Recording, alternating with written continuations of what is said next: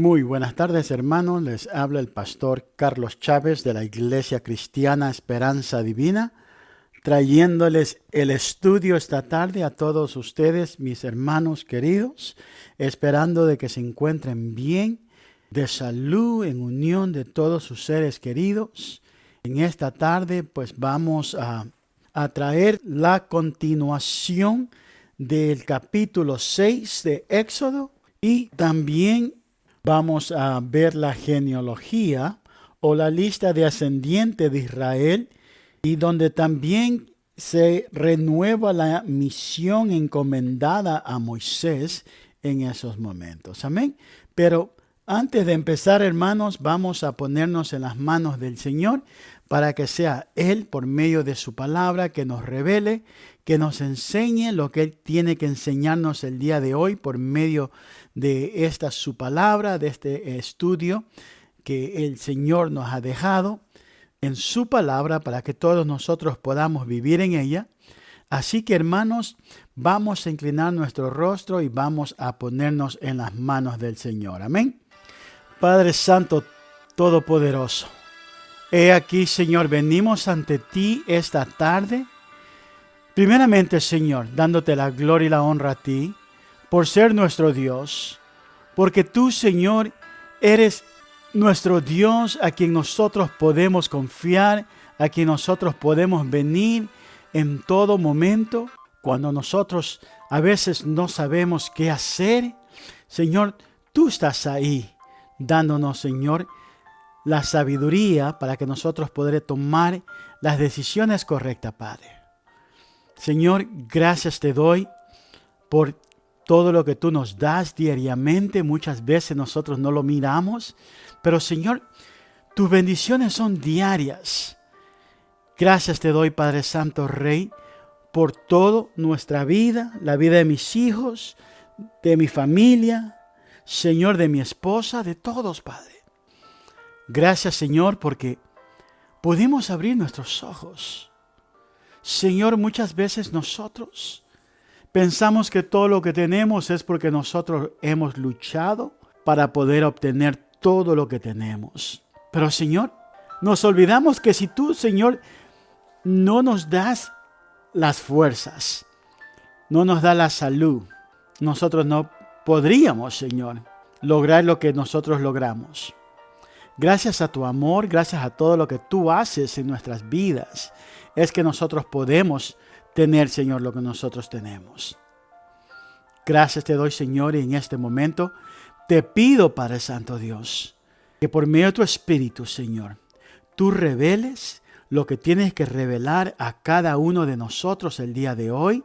Señor, no permita, Señor, que el enemigo robe la bendición que tú tienes para cada uno de mis hermanos. Señor, gracias te doy en el nombre de Cristo Jesús. Amén. Ok, hermanos, como les había dicho, en nuestro estudio de la semana pasada, habíamos interrumpido nuestra lectura en el párrafo que incluía la respuesta de Dios a la oración de Moisés, en la que se reveló como el Señor que iba a salvar y liberar a su pueblo de la esclavitud, conduciéndolos a la tierra prometida. Ahora, en los versículos 6 al 8, vemos que Dios revela las 7 promesas que conciernen a la redención. Este pasaje bíblico presenta una maravillosa ilustración apropiada para nosotros en la actualidad y que en su día constituyó un gran estímulo para Moisés. Dios anunció que quién era y lo que se llevaría a cabo. En lo que a nosotros se refiere, tenemos un Salvador que nos explica quién es Él y lo que tiene intención de hacer por nosotros. Él puede salvar completamente a todos los que vienen a Él. Y vamos a leer el versículo 6 al 8. Amén. Dice, por tanto, di a los hijos de Israel, yo soy el Señor y os sacaré de debajo de las cargas de los egipcios, y os libraré de su esclavitud, y os redimiré con brazos extendidos y con juicios grandes, y os tomaré por pueblo mío, y yo seré vuestro Dios.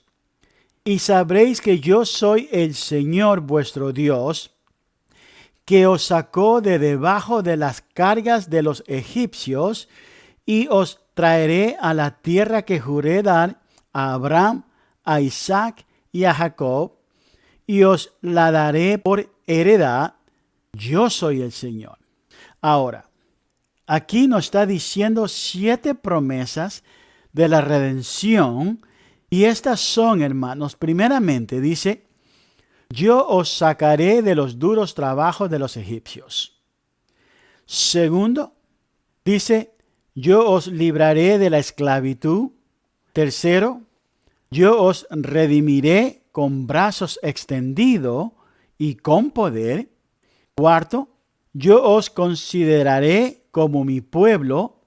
Quinto, y yo seré vuestro Dios. Sexto, yo os llevaré al país. Y séptimo, yo os daré este país en propiedad. Y la semana pasada, hermanos, habíamos hablado de las 7 promesas de la redención, donde la aplicamos en una área espiritual. Cada una de esas promesas, no sé si ustedes se acuerdan, pero se acuerdan, el primero decía que yo os sacaré de los duros trabajos de los egipcios, y esto estaba como haciendo una analogía de nuestra redención en Cristo, que hoy en día nosotros llevamos la carga, el peso del pecado y las dificultades de la vida que oprimen en nuestro corazón, y debemos admitir que aunque el pecado parezca placentero, la esclavitud de la que se deriva de las costumbres del practicarlo es dura y permanente, y no es posible liberarse de tal opresión sino por la fe en nuestro Señor Jesucristo y la aceptación de su obra redentora en la cruz. También habíamos hablado de la segunda promesa, donde decía que yo os libraré de la esclavitud del pecado. Y aquí, hermanos, Dios nos libera de la esclavitud que trae consigo el pecado. Y los israelitas se encontraban en Egipto viviendo una vida de esclavitud, y Dios prometió liberarles de aquella cadena que les aprisionaban.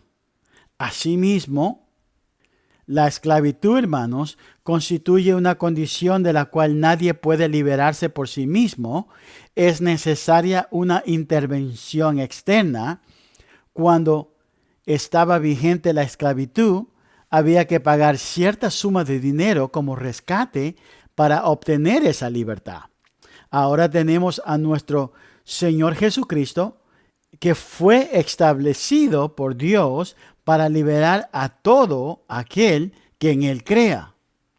También dice que yo os redimiré con los brazos extendidos, con poder, y este es el poderoso abrazo mencionado por el profeta Isaías en su capítulo 53:1, donde dice: ¿quién ha creído a nuestro mensaje? ¿Quién se ha revelado el brazo del Señor?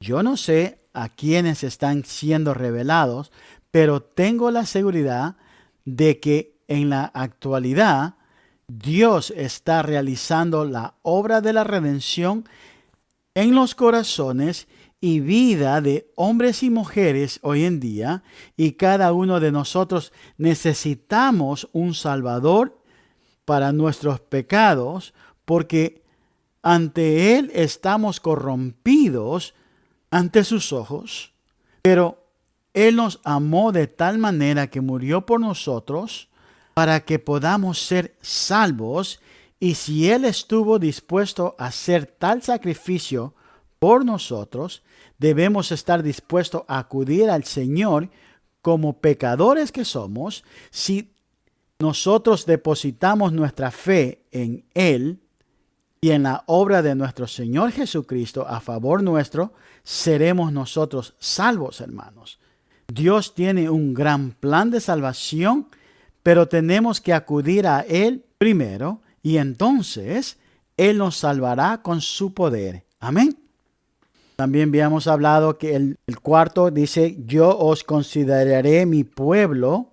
Y ahora vamos a reflexionar en esto, hermanos.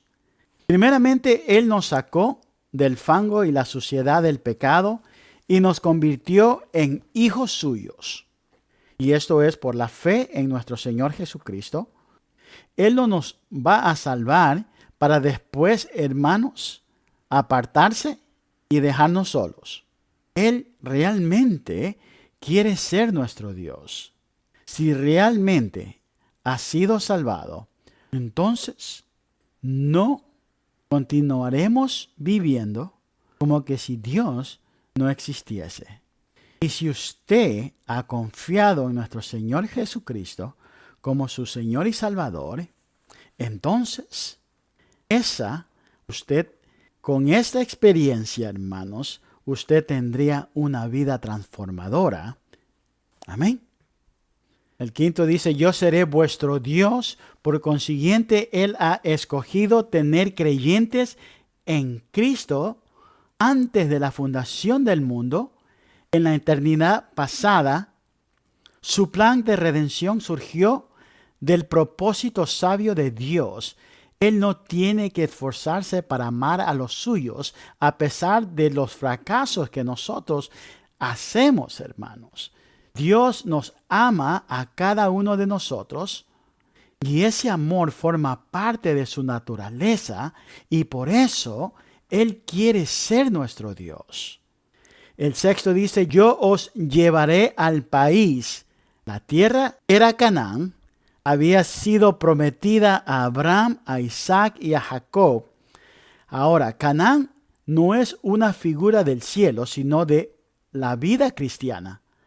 Tal como los creyentes deberían vivirla, Canaán es un símbolo de las bendiciones espirituales celestiales que pueden ser disfrutadas por la obra del Espíritu Santo, como nos explica el apóstol Pablo en su carta a los Efesios 4:1 al 5:18, donde dice, también hay lucha y batalla por ganar.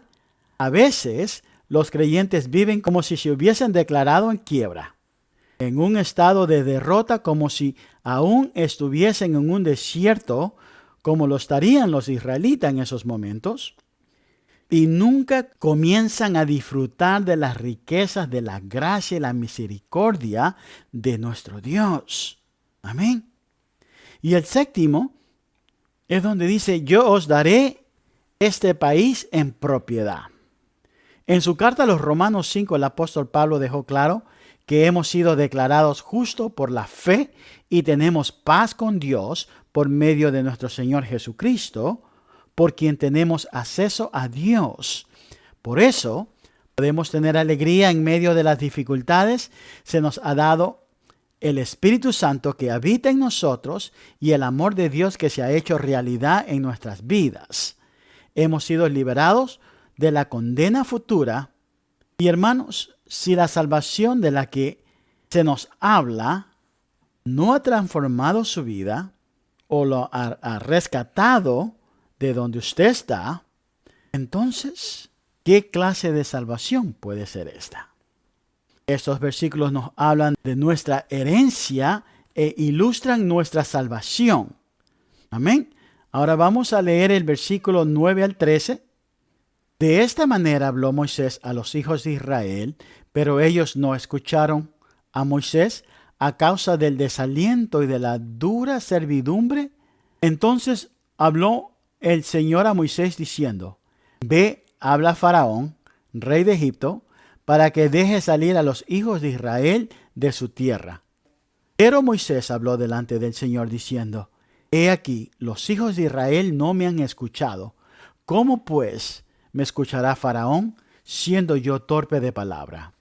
Entonces el Señor habló a Moisés y a Aarón y les dio órdenes para los hijos de Israel y para Faraón, rey de Egipto, a fin de sacar a los hijos de Israel de la tierra de Egipto. Ahora aquí, hermanos, podemos identificarnos con los israelitas que vivieron en aquella época. Les resultaba imposible creer a Moisés porque en vez de haber sido de ayuda para su causa, era el responsable de que sus condiciones de vida hubiesen empeorado para ellos. En consecuencia, Moisés no fue aceptado por los israelitas ni por Faraón, y Dios le dijo que hablase nuevamente con Faraón, y Moisés se mostró reticente a hacerlo porque su mirada estaba fijada en las circunstancias antes que Dios. Ahora, hermanos, en los siguientes versículos vamos a ver una lista parcial de los ascendientes de Israel, y en medio de tanto problema, la inclusión de esta lista es un hecho muy extraño. Dios se preocupó en presentar otra vez una lista de la familia de Israel, lo cual es un asunto de importancia en el Antiguo Testamento. Y sinceramente, hermanos, leer todos estos nombres podría resultarnos aburrido, pero ellos son muy importantes para Dios. Y Él ha dispuesto que la lista de ascendientes se añadan en este relato, para que nosotros conozcamos a los personajes de la historia de la Biblia, quienes fueron ellos y sus hijos, y Él tiene los mismos sentimientos hacia usted y hacia mí, quien quiere que seamos sus hijos por medio de la fe en Cristo Jesús. Así que vamos a leer los versículos del 14 al 16 en el nombre del Padre, el Hijo y el Espíritu Santo. Y la palabra de Dios dice así: estos son los jefes de las casas paternas, los hijos de Rubén, primogénito de Israel: Noc, Falú, Esrón y Carmí. Estas son las familias de Rubén. Y los hijos de Simeón: Jemuel, Jamín, Ohad, Jaquín, Zohar y Saúl, hijos de una cananea. Estas son las familias de Simeón, y estos son los nombres de los hijos de Leví, según sus generaciones: Gersón, Coat y Merarí. Y los años de la vida de Leví fueron 137 años. Gersón, Coat y Merarí, como hijos de Leví, serían los que llevarían la tienda o santuario transportable de reunión para Israel durante el viaje a través del desierto. Esta lista de nombres es importante porque la genealogía en el futuro conduciría a Jesucristo. Y vamos a leer los siguientes versículos del 18 al 20. Y los hijos de Cod: Amram, Isar, Hebrón y Uziel. Y los años de la vida de Cod fueron 133 años. Y los hijos de Merarí, Maí y Musi. Estas son las familias de los levitas según generaciones. Y Amram tomó por mujer a Jocabé, su tía, y ella le dio a luz a Aarón y a Moisés. Y los años de la vida de Amram fueron 137 años. Hermanos, en este pasaje se mencionan los padres de Aarón y Moisés, que eran Amram y su esposa Jocabé. La vida de Aarón no había estado tan en peligro como la vida de Moisés durante el periodo en que se impuso la orden del faraón de matar a los hijos varones recién nacidos de los hebreos, porque Aarón era mayor que Moisés y dicho decreto aún no se encontraban vigente en aquella época. El soberano no emitió aquella orden hasta que fue consciente de que los israelitas estaban creciendo numéricamente y muy rápido. Ahora en los próximos versículos, hermanos, continuaremos el tema de la lista de ascendientes. Así que vamos a leer el versículo 26 y 27. Y la palabra de Dios dice así: estos son Aarón y Moisés, a quienes dijo el Señor: sacá a los hijos de Israel de la tierra de Egipto por sus ejércitos. Ellos fueron los que hablaron a Faraón, rey de Egipto, para sacar a los hijos de Israel de Egipto, esto es, Moisés y Aarón. En el versículo 12 leímos que Moisés estaba desalentado. No había sido aceptado por nadie, ni por los israelitas, ni por los egipcios. En aquel momento crítico, Dios vino y intervino y dispuso que se incluyesen los antecedentes y presentación personal de Moisés, quien tendría que comportarse a la altura de sus peticiones antes de liberar a los israelitas. Resultaba esencial que Moisés y Aarón realmente fuesen quienes afirmaban ser. Había transcurrido 40 años desde que Moisés había salido de Egipto. Durante ese periodo se había casado con la hija del sacerdote de Madián y ahora se encontraba de regreso en Egipto. Pero, ¿quién era realmente Moisés? Esta lista de ascendientes nos explica quién era y sus antecedentes familiares pertenecían a la tribu de Leví, y la genealogía proporcionaba las credenciales necesarias para que Moisés llevase a cabo la tarea que había sido enviado a realizar en el país de Egipto. Y aquí, hermanos, vamos a leer en los versículos 28 al 30 una renovación de la misión encomendada a Moisés. Así que vamos a leer versículo 28 al 30, donde dice: y sucedió que el día que el Señor habló a Moisés en la tierra de Egipto, el Señor habló a Moisés, diciendo: yo soy el Señor. Di a Faraón, rey de Egipto, todo lo que yo te diga. Pero Moisés dijo delante del Señor: he aquí, yo soy torpe de palabra, ¿cómo pues me escuchará Faraón? Vemos que Moisés estaba nuevamente buscando pretextos aquí, hermanos. La tarea que debía ejecutar no era agradable ni fácil, pero había sido rechazado constantemente. Incluso después de que se fuesen expuestas sus credenciales familiares, fue rechazado también. Leví, cabeza de la tribu, era hijo de Jacob, Jacob hijo de Isaac, e Isaac a su vez fue hijo de Abraham. Y Dios había hecho a Abraham, había hecho la promesa para los israelitas, es decir, que Moisés era el hombre adecuado para aquella ocasión histórica, pero aún él dudaba porque él tenía poca fe y poca confianza en sí mismo. Y muchas veces, hermanos, nosotros nos pasa igual.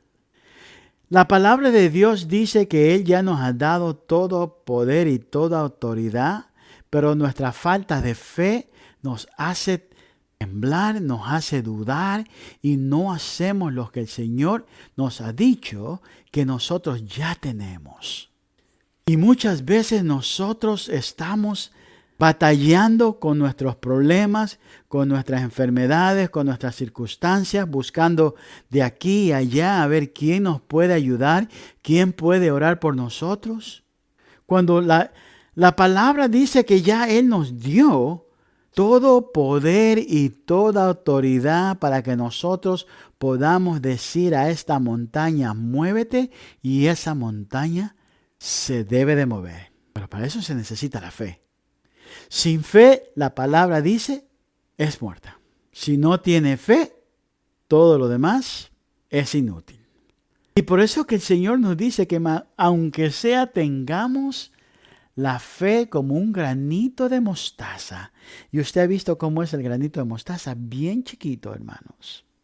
Y si nosotros dejamos que nuestra fe crezca en nosotros, porque el Señor nos dice que tener la fe como ese granito de mostaza, pero esa fe debe de crecer, hermanos. Si nosotros ponemos esa semilla en nuestro bolsillo, esa semilla no va a crecer. Pero si nosotros enterramos esa semilla en la tierra y la regamos constantemente, esa semilla va a crecer a un árbol grande y fuerte. Asimismo, hermanos, si nosotros enterramos nuestra fe en nuestro corazón y la regamos constantemente con la palabra de Dios, déjenme decirles que nuestra fe aumentaría grande y fuerte. Y cuando nuestra fe aumenta, usted le dice a esa montaña, muévete, y esa montaña se tiene que mover. Posiblemente en este momento está diciendo, ay hermano, ¿cómo yo voy a hacer que una montaña se mueva? ¿Sabes por qué usted está pensando así? Porque su fe todavía no ha crecido. Tiene que poner esa semillita en el corazón, creyéndole a Dios de que si usted siembra esa semilla y la riega constantemente, esa fe va a crecer tan grande que solamente con usted decirlo, las cosas sucederían. Usted puede decir a esa enfermedad, en el nombre de Cristo Jesús, yo declaro que tú sales del cuerpo de mi hijo, sales del cuerpo de mi madre, sales del cuerpo de mi esposo o mi esposa, y esa enfermedad sale. Si usted dice, yo tengo fe que el Señor va a solucionar mi problema familiar, y usted está constantemente regando esa semilla diciendo, gracias te doy, Señor, porque tú ya arreglaste mi problema familiar. Y déjeme decirle que ese problema familiar se va a arreglar. Tiene que tener fe. Sin fe no puede mover montañas. Sin fe no va a poder ni moverse usted mismo. ¿Y por qué digo eso? Porque si usted tiene fe, usted va a comenzar a moverse, va a comenzar a pedirle al Señor creyendo de que el Señor ya hizo lo que usted más estaba necesitando, y eso hace que el Señor se mueva también, hermanos. Pero siempre teniendo esa fe. Ahora, yo estoy hablando espiritualmente y también en cosas de que van a ser saludables y favorables para usted. No estoy hablando de cosas materiales que por capricho o por deseo nosotros queremos muchas veces. No que el Señor no lo pueda dar, pero si usted es buen administrador en sus finanzas, el Señor le va a dar todo lo que usted le pida. ¿Y qué es ser buen administrador, hermanos? Un buen administrador pone separado el 10% que el Señor pide para ver si usted realmente tiene fe en Él, y usted, en esos 90%, usted administra sus finanzas correctamente y todavía le va a sobrar para lo demás. Sí, hermanos, aunque parezca mentira, pero si usted tiene fe, es obediente a la palabra de Dios, cree en el Señor y sigue sus instrucciones, usted puede lograr todas las promesas que el Señor le dice en su palabra y se pueden realizar. Amén. Así que, hermanos, eso es todo lo que le tengo para ustedes el día de hoy. Vamos a ponernos en las manos del Señor para despedirnos el día de hoy, para que sea Él que nos siga administrando y hablando el resto de esta semana. Así que, hermanos, vamos a inclinar nuestros rostros. Señor, gracias te damos, Padre Santo Dios, por esta palabra del día de hoy. Señor, he aquí, Padre Santo Rey. Muchas veces nosotros leemos tu palabra, escuchamos tus promesas, estamos, Señor, viviendo en este mundo donde miramos que todas las cosas, Señor, nada, Padre Santo Dios, es bueno para cada uno de nosotros. Pero así como tú hiciste con el pueblo de Israel, Señor, tú mandaste a alguien que librara de esa esclavitud. Asimismo, Señor, por el amor que tú nos tienes a cada uno de nosotros, tú, Señor, mandaste a tu Hijo amado para que nosotros seamos salvos. Señor, muchas veces, Padre Santo Rey, nuestra fe falla. Pero te pedimos, Señor, de que seas tú, Padre Santo Dios, que nos ayudes a seguir aumentando nuestra fe. Señora, que nosotros no pongamos esa semilla de mostaza en nuestro bolsillo, sino que Señor, la sembremos en nuestros corazones para que nosotros podamos ver esa fe crecer. Y Señor, ya no dudar más, sino estar seguros, Padre Santo Dios, de que contigo todo es posible. Sin ti, nada es posible. Señor, en este momento te pido por cada uno de mis hermanos, Padre. Tú conoces, Señor, sus pensamientos. Tú conoces sus acciones. Tú conoces, Señor, lo que ellos están pasando. Señor, te pido por cada uno de ellos, Señor, de que tú, Señor, le quites toda duda, le quites todo mal pensamiento, le quites, Señor, toda cosa que el enemigo haya querido plantar en sus corazones.